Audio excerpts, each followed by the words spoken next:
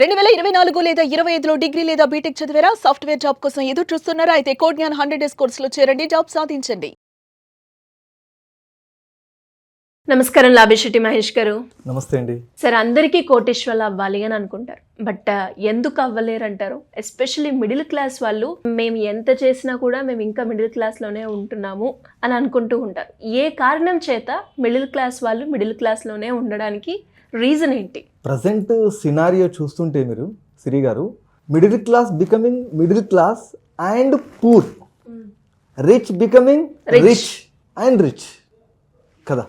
ఎందుకంటే habits, daily life style, ఇది ఒక్కటి మాత్రమే మిడిల్ క్లాస్ వాళ్ళందరినీ కూడా మిడిల్ క్లాస్గానే ఉంచడం, అదేవిధంగా పూర్గా తయారు చేస్తుంది. మనకున్న హ్యాబిట్స్ వల్ల కూడా మనం పూర్గా అయ్యే ఛాన్సెస్ ఉన్నాయంటారా? ఎస్, 100%. ఒక 5 రకాల తప్పులు చేస్తున్నారండి మిడిల్ క్లాస్ వాళ్ళందరూ కూడా. దానివల్లనే మనము మిడిల్ క్లాస్గా ఉండడానికి కారణాలు అంటారా సార్? ఎస్. ఏంటి సార్ అవి? 5 రకాల తప్పులు మనం ఒకవేళ చేయకుంటే ఖచ్చితంగా ప్రతి ఒక్కరు కూడా మిడిల్ క్లాస్ వాళ్ళు మళ్ళీ రిచ్ అవ్వడానికి ఛాన్సెస్ ఉంటాయి. ఈ 2026లో అయినా సరే ఈ 5 రకాల తప్పులు చేయకండి. ఖచ్చితంగా మిడిల్ క్లాస్ వాళ్ళందరూ కూడా వాళ్ళ యొక్క ఫైనాన్షియల్ గ్రోత్ అనేది చూడడం జరుగుతుంది. ఫస్ట్ మిస్టేక్, ప్రతి ఒక్కరు కూడా ఏం చేస్తున్నారంటే వాళ్ళు సంపాదించుకున్నటువంటి మొత్తం సేవింగ్ అకౌంట్లో 5 to 6 lakhs దాచిపెట్టుకుంటున్నారు. దాన్ని ఏమీ ఇన్వెస్ట్మెంట్ రూపంలోకి తీసుకెళ్ళట్లేదు. ఎందుకంటారు? వాళ్ళు అడిగితే ఏమని చెప్తున్నారు అంటే, సార్ మాది చాలా పెద్ద ఫ్యామిలీ, ఏ అవసరం ఎలా ఉంటుందో, ఏదైనా అవసరమైనప్పుడు మాకు ఎవరు సహాయం చేస్తారు అనే ఉద్దేశంతో సేవింగ్ అకౌంట్లో 5 to 6 lakhs దాచిపెట్టడం అనేది జరుగుతుంది. ఇక్కడ ఏమవుతుంది, వాళ్ళ డబ్బు భద్రంగా ఉంటుంది అనుకుంటున్నారు. వాళ్ళ డబ్బు భద్రంగా ఉండటం కాదు, డబ్బు యొక్క విలువ అనేది తగ్గిపోతూ ఉంది. ఎలా సార్? ఇన్ఫ్లేషన్ వల్ల ఏమవుతుంది, మన దేశంలో ఇన్ఫ్లేషన్ అనేది 6 to 7%. 6% తీసుకున్నాం అనుకోండి, అంటే ప్రతి సంవత్సరం నీ యొక్క డబ్బు విలువ అనేది 6% తగ్గిపోతుంది. ప్రతి సంవత్సరం నీ డబ్బుని ఇన్ఫ్లేషన్ తినేస్తుంది. దానికంటే బెటర్ ఏం చేయాలి అంటే, అట్లీస్ట్ ఒక 6 months ఎమర్జెన్సీ ఫండ్ అనేది మనం తయారు చేసుకుంటాం కాబట్టి, ఆ ఎమర్జెన్సీ ఫండ్ కాగా మిగిలిన మొత్తాన్ని లిక్విడ్ మ్యూచువల్ ఫండ్స్లోను, డెట్ ఫండ్స్లోను, మంచి ఎఫ్డీలోను సేవ్ చేసుకున్నట్లయితే మనకు ఈక్వల్గా ఇన్ఫ్లేషన్ రేట్కి ఈక్వల్గా రిటర్న్స్ రావడానికి అవకాశం ఉంటుంది. అప్పుడు ఏమవుతుంది, డబ్బు మనం నష్టపోకుండా ఉండటానికి అవకాశం ఉంది. తెలియకుండానే 5 సంవత్సరాల్లో మన యొక్క డబ్బు అనేది 30% కంటే ఎక్కువ వాల్యూ అనేది పడిపోతుంది.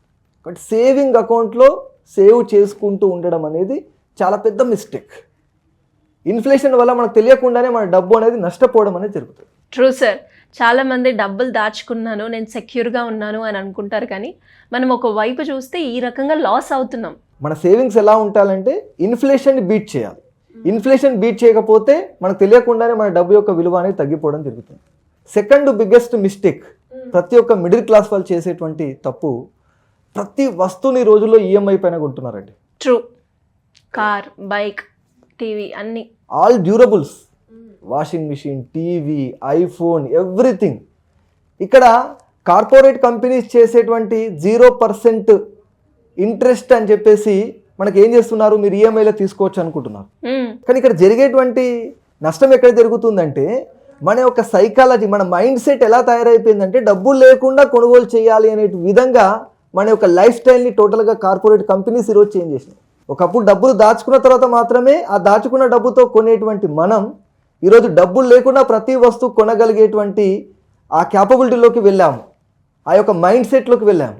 ఇది డెట్ మైండ్ సెట్. కెపాసిటీ లేదు, అయినా కూడా ఏం చేస్తున్నాం, మనము ఐఫోన్ వాడుతున్నాం.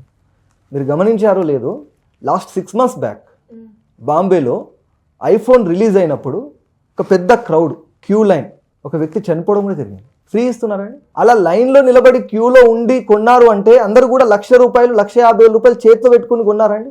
లేదు, ప్రతి ఒక్కరు కూడా ఈఎంఐలోనే కొన్నారు. అంటే ఎందుకలా మన యొక్క లైఫ్ స్టైల్ని మనం పెంచుకుంటున్నాము. మన దగ్గర వాళ్ళకి బైక్ ఉందని మనం బుల్లెట్ బైక్ని ఈఎంఐలో కొనడం, వాళ్ళకి ఫర్నిచర్ బాగుంది, ఇంటీరియర్ బాగుంది అని చెప్పేసి మనం కూడా లోన్ తీసుకొని ఇంటీరియర్ చేంజ్ చేసుకోవడం. ఇలా మన యొక్క లైఫ్ స్టైల్ ఎప్పుడైతే పెంచుకుంటూ వెళ్తున్నామో, ఈఎంఐల పైన డిపెండ్ అవుతున్నామో, మనకు ఫైనాన్షియల్గా గ్రోత్ ఎప్పటికి కూడా కనబడదండి. కాబట్టి ఈఎంఐస్ని స్టాప్ చేయండి, లోన్స్ని స్టాప్ చేయండి. మంచి లోన్స్ ఉంటాయి, ఒక ఇల్లు కొనుక్కోవడానికి హోమ్ లోన్, ఇది మంచి లోన్. అదేవిధంగా ఒక ఫ్లాట్ తీసుకోవడానికి లోన్ తీసుకుంటున్నారు. ఇది ఒక అసెట్స్, నీ ఫ్యూచర్లో అసెట్స్ అనేది పెరుగుతుంది కాబట్టి మంచి లోన్ తీసుకోండి. ఒక ఎడ్యుకేషన్ లోన్ తప్పులేదు. కానీ కన్జ్యూమర్ డ్యూరబుల్ ఐటమ్స్కి మనం ఎప్పుడైతే లోన్ తీసుకుంటున్నామో, అంటే మన ఇన్కమ్ పెంచేది కాకుండా మన ఇన్కమ్ని తగ్గించేటువంటి వాటిపైన ఎప్పుడైతే లోన్ తీసుకుంటామో, it's biggest mistake in the middle class families. ఇది సెకండ్ స్టెప్. మనం దీన్ని మానుకున్నట్లయితే, ఈ మిస్టేక్ మానుకున్నట్లయితేనే ఖచ్చితంగా మనకు డబ్బు అనేది కనబడడం జరుగుతుంది. థర్డ్ మిస్టేక్ ఏం చేస్తున్నారు అంటే, ఎవ్వరు కూడా ట్రాక్ చేయట్లేదు. అసలు డబ్బు వచ్చినటువంటి డబ్బుని ఎక్కడికి వెళ్తుంది అనే విషయం ఎవరు కూడా ట్రాక్ చేయట్లేదండి. ఎప్పుడైతే మనం ట్రాక్ చేస్తామో, ఈ నెల జరిగినటువంటి ఖర్చులన్నీ మనం రాసుకుంటాం, అవునండి. రాసుకున్నప్పుడు ఏం జరుగుతుంది, ఏ ఖర్చులు మనం అనవసరంగా చేస్తున్నాము, ఏవి అవసరమైనవి అని నీ మైండ్ చెప్తుంది ఆటోమేటిక్. సెకండ్ మంత్ మళ్ళీ రాసుకుంటున్నాం, లాస్ట్ ఇయరే ఇది మనం అనవసరం అనుకున్నాం, మళ్ళీ చేసాం. థర్డ్ మంత్కి వచ్చే వరకు ఆటోమేటిక్గా నీ సబ్కాన్షియస్ మైండ్ ఏమని చెప్తుంది అంటే, నువ్వు మార్కెట్లోకి వెళ్ళినప్పుడు ఇలా మళ్ళీ ఈ నెలలో మనం అనవసరమైనటువంటి ఖర్చులు చేయొద్దని చెప్పేస్తుంది. మన మైండ్ సెట్ చేంజ్ అవుతుంది. దానివల్ల ఏమవుతుంది, మన హ్యాబిట్స్ చేంజ్ అవుతాయి. ఖర్చులు అనేవి ఏమవుతాయి, అనవసర ఖర్చులు కొద్దిగా కొద్దిగా తగ్గిపోవడం అనేది జరుగుతుంది. ఇలా ఎవరైతే ట్రాక్ చేస్తూ ఉంటారో వాళ్ళకు ఒక 6 months ఈ పని చేయగలిగితే, ఎగ్జాక్ట్గా 6 months ప్రతి ఖర్చును మీరు రాయగలిగితే, ఒక యాప్స్ ఉన్నాయి దీనికి, లేదా మీ వాట్సాప్లోనే రాసుకోండి. మీ ఫ్యామిలీ మెంబర్స్ అందరూ కలిసి ఒక గ్రూప్ తయారు చేసుకొని దాంట్లో కేవలం మీ ఎక్స్పెండిచర్, మీ మిస్సెస్ చేసేటువంటి ఎక్స్పెండిచర్, హస్బెండ్ చేసేటువంటి ఎక్స్పెండిచర్, పిల్లలకి ఇచ్చినటువంటి పాకెట్ మనీ అన్నీ కూడా గ్రూప్లో రాసుకోండి. ఎప్పుడైనా షాపింగ్కి వెళ్ళినప్పుడు ఒక లిస్టు తీసుకొని వెళ్ళండి. 500 రూపాయలు వస్తువు కొనాలనుకుని వెళ్ళి 5,000 రూపాయల బిల్లుతో వస్తున్నారు. అలా కాకుండా ఒక లిస్ట్ తీసుకొని వెళ్ళండి. అప్పుడు ఖచ్చితంగా మన డబ్బులు వృధా కాకుండా ఉండడం అనేది జరుగుతుంది. లిక్విడ్ క్యాష్ వాడండి. ఏదైనా వస్తువు కనబడితే 24 రూల్ అనేది ఇంప్లిమెంట్ చేయండి. 24 hours రూల్. ఏంటి సార్? ఏదైనా వస్తువు మనకు కనబడింది అనుకోండి, 24 hours వెయిట్ చేయండి. 24 hours తర్వాత కూడా నీకు కొనాలి అనిపిస్తే అప్పుడు కొనండి. అంతేగాని కనబడగానే మన దగ్గర ఉన్నటువంటి క్రెడిట్ కార్డు తీసుకొని ఆ క్రెడిట్ కార్డు ద్వారా కొనుగోలు చేయడం అనేది చేస్తే రాబోయే నెల సంపాదన కూడా ఇప్పుడే మనం ఖర్చు పెడుతున్నట్లు. ఆ తర్వాత అప్పులు చెల్లించాల్సింది ఎవరండి? మనమే చెల్లించాలి. ఇబ్బంది పడాల్సింది ఎవరండి? కాబట్టి మనకి ఇక్కడ సర్ప్లస్ అనేది కనబడడం జరుగుతుంది.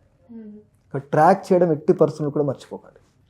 Fourth step, single source of income పైన ఇప్పుడు ఉన్నటువంటి ఈ టైంలో డిపెండ్ అవ్వడం అనేది చాలా కష్టం. ఖచ్చితంగా 2-3 ఇన్కమ్ సోర్సెస్ అనేది ఖచ్చితంగా ఉండాలి. ఇప్పుడు చాలామంది మొబైల్ ఫోన్ యూజ్ చేస్తున్నారు. మొబైల్ ఫోన్ యూజ్ చేస్తూ కూడా మనం డబ్బు సంపాదించేటువంటి అనేక రకాల ఆపర్చునిటీస్ ఉన్నాయి. ఇప్పుడు ఇన్స్టాగ్రామ్లో రీల్స్ చేస్తూ కూడా ఒక బ్రాండ్ బిల్డ్ చేసుకోవచ్చు ఒక 2-3 yearsలో. తర్వాత ఏదైనా కంపెనీ ప్రోడక్ట్ బ్రాండ్ ప్రమోషన్ చేసుకోవడానికి ఒక కంపెనీ వాళ్ళు 10,000 రూపీస్ పే చేస్తున్నారు. జనరల్గా 8,000 to 10,000 రూపీస్. మంత్లీ ఒక 5 కంపెనీస్ ప్రోడక్ట్ను ప్రమోషన్ చేసిన ఒక 50,000 రూపీస్ ఎక్స్ట్రా వస్తుంది. దీన్ని ఇన్వెస్ట్మెంట్లోకి తీసుకెళ్తే చాలా కాంపౌండ్ రూపంలో నీకు భవిష్యత్తులో మంచి నెట్వర్క్ అనేది క్రియేట్ చేయడానికి అవకాశం ఉంటుంది. కాబట్టి నీకు ఒక స్కిల్, మ్యాథమెటిక్స్లో స్కిల్ ఉందండి, అవునా? నువ్వు మ్యాథమెటిక్స్ ట్యూషన్ చెప్పండి. మనకు ఖాన్ అకాడమీ ఉంది, అన్ అకాడమీ ఉంది, ఇలాంటి అనేక రకాల ప్లాట్ఫామ్స్ ఉన్నాయి. నువ్వు ఇంట్లో రికార్డ్ చేసుకొని వాళ్ళకి సేల్ చేయొచ్చు. ఆన్లైన్లో నీ కోర్సెస్ సేల్ చేసుకోవచ్చు. నువ్వు ట్యూషన్ చెప్పొచ్చు. ఇలా ప్రతి ఒక్కరికి ఒక రకమైన స్కిల్ ఉంటుందండి. ఆ స్కిల్ని మనం పదును పెట్టుకొని ఒక అడిషనల్ 2-3 సోర్స్ ఆఫ్ ఇన్కమ్ అనేది నువ్వు క్రియేట్ చేసుకున్నట్లయితే అప్పుడు మనకు ఫైనాన్షియల్గా గ్రోత్ అనేది కనిపిస్తుంది, ఇండిపెండెన్స్ అనేది కనిపిస్తుంది. ఒకవేళ మనము ఎర్లీ స్టేజ్లో మనకు వచ్చినటువంటి income single source of income పైన డిపెండ్ అవుతే భవిష్యత్తులో ఫైనాన్షియల్ గ్రోత్ అనేది మనకు కనిపించదు. ఎట్ లాస్ట్ 5th, ఎవ్వరు కూడా హెల్త్ ఇన్సూరెన్స్, టర్మ్ ఇన్సూరెన్స్ పైన కాన్సన్ట్రేట్ చేయట్లేదు. వాళ్ళు ఏం చేస్తున్నారంటే, వచ్చినటువంటి డబ్బు సార్ నేను మంచి 5,000 రూపీస్ సిప్లో ఇన్వెస్ట్మెంట్ చేస్తున్నాను అనుకుంటున్నారు. సడన్గా మనము మార్కెట్కి వెళ్ళినప్పుడు అనుకోకుండా యాక్సిడెంట్ జరిగింది, ఇంజూర్ అయ్యాము, చాలా దెబ్బలు తగిలాయి. అప్పుడు ఏమవుతుంది, హాస్పిటల్లో బిల్లు ఒక 2-3 lakhs అవుతుంది. ఇప్పుడు ఆ 2-3 lakhs ఎవరు పే చేయాలి? మనమే పే చేయాలి. అప్పటి వరకు నువ్వు దాచుకున్న మొత్తం అంతా కూడా తీసి విత్డ్రా చేసి అక్కడ హాస్పిటల్ వాడికి బిల్లు కట్టాలి. అదే నువ్వు ఎర్లీ స్టేజ్లో హెల్త్ ఇన్సూరెన్స్ తీసుకున్నావు అనుకోండి, ఆ హెల్త్ ఇన్సూరెన్స్ తీసుకున్నప్పుడు ఆ క్లెయిమ్ అంతా కూడా కంపెనీ పే చేయడం జరుగుతుంది. కాబట్టి టర్మ్ ఇన్సూరెన్స్, ఎందుకంటే నువ్వు కుటుంబం యొక్క పెద్ద, ఎవరైతే ఆ కుటుంబం పైన ఆధారపడి కుటుంబ సభ్యులందరూ బ్రతుకుతున్నారో ఆ కుటుంబ యజమాని అనేది లేకుంటే ఆ కుటుంబం రోడ్డున పాలడు అయ్యేటువంటి అవకాశం ఉంది కదండి చాలా. కాబట్టి టర్మ్ ఇన్సూరెన్స్ తీసుకోవాలి. కాబట్టి ఎప్పుడైతే ఎర్లీ స్టేజ్లో ఈ పాలసీస్ తీసుకోకుంటే ప్రీమియం అనేది చాలా ఎక్కువగా ఉంటుంది, ఎర్లీ స్టేజ్లో తీసుకుంటే ప్రీమియం చాలా తక్కువగా ఉంటుంది. కాబట్టి ఈ 5 మిస్టేక్స్ చేయకుండా ఉంటే ఖచ్చితంగా ప్రతి మిడిల్ క్లాస్ ఫ్యామిలీస్ మంచి రిచ్ ఫ్యామిలీస్గా ఎలాంటి ఫైనాన్షియల్ ప్రాబ్లమ్స్ లేనటువంటి ఫ్యామిలీలో ఉండటానికి అవకాశం ఉంటుంది. గ్రేట్ సార్, చాలా మంచి పాయింట్స్ చెప్పారు. నిజంగా కూడా మనం మన హ్యాబిట్స్ని కనుక మార్చుకుంటే మీరు చెప్పిన పాయింట్స్ ఏవైతే ఉన్నారో చాలామంది వీడియో చూస్తున్న వాళ్ళు కూడా అనుకుంటారు. ఎస్పెషల్లీ ఈ పాయింట్ దగ్గర నేను కూడా కనెక్ట్ అయ్యాను. అంటే ఖర్చులు మనము రాసుకోకుండా ఖర్చు పెట్టేస్తూ ఉంటాం. అందులో ఎంత పోయిందో కూడా మనకి తెలియదు.